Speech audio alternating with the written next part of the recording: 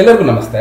Government ಎಂಪ್ಲಾಯೀಸ್ಗೆ ಒಂದು latest update ಇದೆ. ಒಂದು ಸರ್ಕಾರಿ ನೌಕರರ ತುಟ್ಟಿ ಭತ್ಯೆ ಅಂದ್ರೆ DA ಶೇಕಡ 2% ಹೆಚ್ಚಳ ಮಾಡಬೇಕು ಅಂತ ಒಂದು ಒತ್ತಾಯ ಆಗ್ತಾ ಇದೆ. ಯಾರಿಂದ ನೋಡೋಣ ಬನ್ನಿ. ಕೇಂದ್ರ ಸರ್ಕಾರವು ತನ್ನ ನೌಕರರಿಗೆ ತುಟ್ಟಿ ಭತ್ಯೆ ಅಂದ್ರೆ DA ಏನಿದೆ ಅದನ್ನ ಶೇಕಡ 2% ಹೆಚ್ಚಳ ಮಾಡ್ತು. ಲಾಸ್ಟ್ ವೀಕ್ ಅದು ಕೂಡ ತುಂಬಾ ಎಂಪ್ಲಾಯೀಸ್ ಕೂಡ ಖುಷಿ ಕೂಡ ಆಗಿದ್ದಾರೆ. ಯಾಕಂದ್ರೆ ಇವಾಗಿನ ಒಂದು ಆರ್ಥಿಕ ಒತ್ತಡ ಏನಿದೆ ಆ ಒಂದು ಮಟ್ಟಕ್ಕೆ 2% ಕಡಿಮೆ ಆದ್ರೂ ಬಟ್ ಒಂದು ಓವರ್ ಆಲ್ ನೋಡ್ಕೊಂಡ್ರೆ ಒಂದು ಕೇಂದ್ರ ಸರ್ಕಾರ 2% ಜಾಸ್ತಿ ಮಾಡಿದ್ದಾರೆ. ಈ ಹೆಚ್ಚಳವು ಜನವರಿ 1, 2025ರಿಂದ ಜಾರಿಗೆ ಬಂದಿದೆ. ಅಂದ್ರೆ ನಾವು ಏಪ್ರಿಲ್ ಅಲ್ಲಿ ಇದ್ರು ಅದು ಆ DA ಏನ್ ಡಿಫರೆನ್ಸ್ ಅಮೌಂಟ್ ಇದೆ ಅದನ್ನ ಜನವರಿಯಿಂದ ಅವರು ಕೊಡ್ತಾರೆ. ಇದರೊಂದಿಗೆ DA ದರವು ಈ ಹಿಂದೆ ಶೇಕಡ 53ರಿಂದ ಶೇಕಡ 55ಕ್ಕೆ ಏರಿಕೆ ಆಗಿದೆ. ಅಂದ್ರೆ 2% ಜಾಸ್ತಿ ಮಾಡಿದ್ರು. ಯುಗಾದಿ ಹಬ್ಬದ ಸಂದರ್ಭದಲ್ಲಿ ಕೇಂದ್ರ ಸರ್ಕಾರಿ ನೌಕರರಿಗೆ ತುಟ್ಟಿ ಭತ್ಯೆ ಹೆಚ್ಚಳ ಮಾಡಿದ ಬೆನ್ನಲ್ಲೇ ಕರ್ನಾಟಕ ಸರ್ಕಾರಿ ನೌಕರರು ಕೂಡ ಈ ಒಂದು ತುಟ್ಟಿ ಭತ್ಯೆನ ಏರಿಕೆಗೆ ಒಂದು ರಾಜ್ಯ ಸರ್ಕಾರಕ್ಕೆ ಒಂದು ಬೇಡಿಕೆ ಇಟ್ಟಿದ್ದಾರೆ, ನಮಗೂ ಕೂಡ ಜಾಸ್ತಿ ಮಾಡಿ ಎನ್ನುವುದು.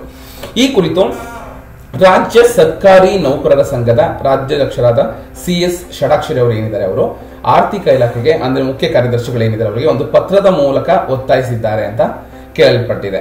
ಈಗಾಗಲೇ ಕೇಂದ್ರ ಸರ್ಕಾರವು ಸರ್ಕಾರಿ ನೌಕರರಿಗೆ ಒಂದು ಗುಡ್ ನ್ಯೂಸ್ ನೀಡಿದೆ.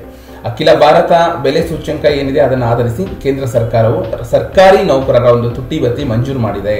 ಪ್ರಧಾನಿ ನರೇಂದ್ರ ಮೋದಿ ಅವರ ಸರ್ಕಾರ ಮಂಜೂರು ಮಾಡಿದ ದಿನಾಂಕದಿಂದಲೇ ಒಂದು ಪೂರ್ವಾನ್ವಯ ಅಂದ್ರೆ ಆ ಒಂದು ಜನವರಿಯಿಂದಲೇ ನೀವು ರಾಜ್ಯ ಸರ್ಕಾರಿ ನೌಕರರಿಗೆ ತುಟ್ಟಿ ಭತ್ಯೆಯನ್ನು ಮಂಜೂರು ಮಾಡಿರುತ್ತದೆ ಅಂತ ತಿಳಿಸಿದ್ದಾರೆ. ಇನ್ನು ಕೇಂದ್ರ ಸರ್ಕಾರ ತನ್ನ ನೌಕರರಿಗೆ ಜನವರಿ 1, 2025ರಿಂದ ಅಂದ್ರೆ ಪೂರ್ವಾನ್ವಯವಾಗಿ ಜಾರಿಗೆ ಬರುವಂತೆ ಶೇಕಡ 2% ತುಟ್ಟಿ ಭತ್ಯೆಯನ್ನು ಮಂಜೂರು ಮಾಡಿದ್ದು, ಅದರಂತೆಯೇ ರಾಜ್ಯ ಸರ್ಕಾರಿ ನೌಕರರಿಗೆ ಅಂದ್ರೆ ಒಂದು ಕರ್ನಾಟಕ ಗವರ್ಮೆಂಟ್ ಅಂಡರ್ ಅಲ್ಲಿ ಏನ್ ಬರ್ತಾರೆ ಆ ಸರ್ಕಾರಿ ರಾಜ್ಯ ನೌಕರರಿಗೆ ಜನವರಿ 1, 2025ರಿಂದ ಪೂರ್ವಾನ್ವಯ ಅಂದ್ರೆ ಮುಂಚಿನಿಂದ ಅಂದ್ರೆ ನಾವೀಗ ಏಪ್ರಿಲ್ ಅಲ್ಲಿ ಇದ್ರು ಆ ಜನವರಿಯಿಂದನೇ ಅಪ್ಲಿಕೇಬಲ್ ಆಗೋ ತರ ಶೇಕಡ 2% ತುಟ್ಟಿ ಭತ್ಯೆಯನ್ನು ಮಂಜೂರು ಮಾಡಬೇಕೆಂದು ನೌಕರರ ಸಂಘದ ಒಂದು ಅಧ್ಯಕ್ಷರು CS ಷಡಾಕ್ಷರಿ ಅವರು ಮನವಿ ಮಾಡಿದ್ದಾರೆ.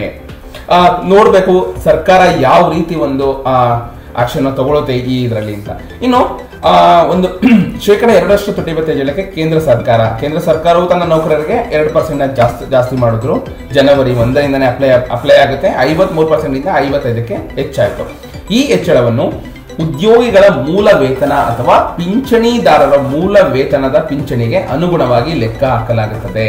ಈ ನಿರ್ಧಾರವು ಸುಮಾರು ಒಂದು 48.66 ಲಕ್ಷ ಕೇಂದ್ರ ಸರ್ಕಾರಿ ನೌಕರರು ಮತ್ತು 66.55 ಲಕ್ಷ ಅಂದ್ರೆ 66.55 ಲಕ್ಷ ಪಿಂಚಣಿದಾರರಿಗೆ ಪ್ರಯೋಜನ ತರುವುದರ ಜೊತೆಗೆ ಸರ್ಕಾರಕ್ಕೆ ವಾರ್ಷಿಕವಾಗಿ ನಾನು ಹೇಳ್ತಾ ಇರೋದು ಅಂದ್ರೆ ವರ್ಷಕ್ಕೆ 6,614 ಕೋಟಿ ರೂಪಾಯಿಗಳ ಹೆಚ್ಚುವರಿ ಆರ್ಥಿಕ ಹೊರೆ ತರುತ್ತದೆ. ಗೊತ್ತಾಯ್ತಾ? ಹತ್ತತ್ರ 6,500 ಕೋಟಿ ಬೇಕಾಗುತ್ತೆ ಈ ಒಂದು DAಗೆ ಕೇಂದ್ರ ಸರ್ಕಾರ. ಇನ್ನು ಶೇಕಡ 2 ಹೆಚ್ಚಳವು ಕಳೆದ 7 ವರ್ಷಗಳಲ್ಲಿ ಅತ್ಯಂತ ಕಡಿಮೆ ಅಂತ ಕೆಲವು ವರದಿಗಳು ಸೂಚಿಸಿವೆ. ಅಂದ್ರೆ ಮುಂಚೆ ಎಲ್ಲ ಜಾಸ್ತಿ ಆಗ್ತಾ ಇತ್ತು, ಓಕೆನಾ, 3-4% ಇರ್ತಿತ್ತು. ಈ ವರ್ಷ 2% ಮಾಡಿದ್ದಾರೆ. ಸಾಮಾನ್ಯವಾಗಿ DA ಹೆಚ್ಚಳ ನಾನು ಹೇಳಿದ್ನಲ್ಲ ಹಣದುಬ್ಬರದ ಮೇಲೆ ಹಣದುಬ್ಬರ ಪ್ರಮಾಣಕ್ಕಿಂತ ತಕ್ಕಂತೆ ಶೇಕಡ 3% ಅಥವಾ 4% ಅಷ್ಟು ಇರುತ್ತದೆ. ಈ ಬಾರಿ ಕಡಿಮೆ ಹೆಚ್ಚಳವು ಆರ್ಥಿಕ ನಿರ್ಬಂಧಗಳು ಅಥವಾ ಒಂದು ಹಣದುಬ್ಬರ ತೀವ್ರತೆ ಕಡಿಮೆ ಆಗಿರುವುದನ್ನು ಪ್ರತಿಬಿಂಬಿಸಬಹುದು. ಯಾವ ಮಟ್ಟಕ್ಕೆ ಒಂದು ಹಣದುಬ್ಬರ ಕಡಿಮೆ ಆಗಿದೆ ತೀವ್ರತೆ ಅಂತ ಗೊತ್ತಿಲ್ಲ, ಬಟ್ ಸರ್ಕಾರ ಈ ರೀತಿ ಒಂದು ಆಕ್ಷನ್ ತಗೊಂಡಿದ್ದಾರೆ. ಓವರ್ ಆಲ್ ಆಗಿ ಒಂದು ಕರ್ನಾಟಕ ಸರ್ಕಾರಿ ನೌಕರರಿದ್ದಾರೆ ಅವ್ರಿಗೂ ಕೂಡ ಒಂದು DA ಸಿಗ್ಲಿ, ಅವ್ರಿಗೂ ಹೆಚ್ಚಿಗೆ ಮಾಡ್ಲಿ, ಓಕೆನಾ.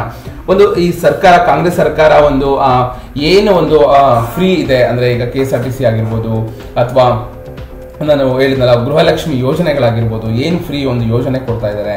ಸೊ ಆ ಯೋಜನೆಗಳಿಗೆ ಹಣ ಹೊಂದಿಸ್ಬೇಕಾ ಅಥವಾ ಸರ್ಕಾರಿ ನೌಕರರಿಗೆ ಸ್ಯಾಲರಿ ಕೊಡ್ಬೇಕಾ ಅನ್ನೋದೇ ಒಂದು ಕೆಲವೊಬ್ಬರ ಕ್ವಶನ್ಸ್ ಕೂಡ ಆಗಿದೆ. ಸೊ ಕೆಲವೊಬ್ರು ಹೇಳ್ತಾರೆ KSRTC ಡಿಪಾರ್ಟ್ಮೆಂಟ್ ಅಲ್ಲಿ ಸ್ಯಾಲರಿ ಕೊಡೋದಕ್ಕೆ ಸರ್ಕಾರದ ಹತ್ರ ಹಣನೇ ಇಲ್ಲ. ಗೊತ್ತಿಲ್ಲ ಯಾವ ರೀತಿ ಸರ್ಕಾರ ನಡೆಸ್ತಿದ್ದಾರೆ ಅಥವಾ ಯಾವ ರೀತಿ ಇದನ್ನೆಲ್ಲ ಮ್ಯಾನೇಜ್ ಮಾಡಿ ಒಂದು ಸರ್ಕಾರಿ ನೌಕರರಿಗೆ ಗುಡ್ ನ್ಯೂಸ್ ಕೊಡ್ಲಿ ಅನ್ನೋದೇ ಎಲ್ಲರೂ ಆಶಾ.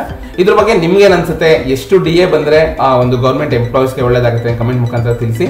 ಇದೇ ರೀತಿ ಹೆಚ್ಚಿನ ಒಂದು ಲೇಟೆಸ್ಟ್ ಅಪ್ಡೇಟ್ಗಾಗಿ ನನ್ನ YouTube ಚಾನಲ್ ಸಬ್ಸ್ಕ್ರೈಬ್ ಮಾಡಿ ಮರಿಬೇಡಿ. ಥ್ಯಾಂಕ್ ಯು, ಧನ್ಯವಾದಗಳು.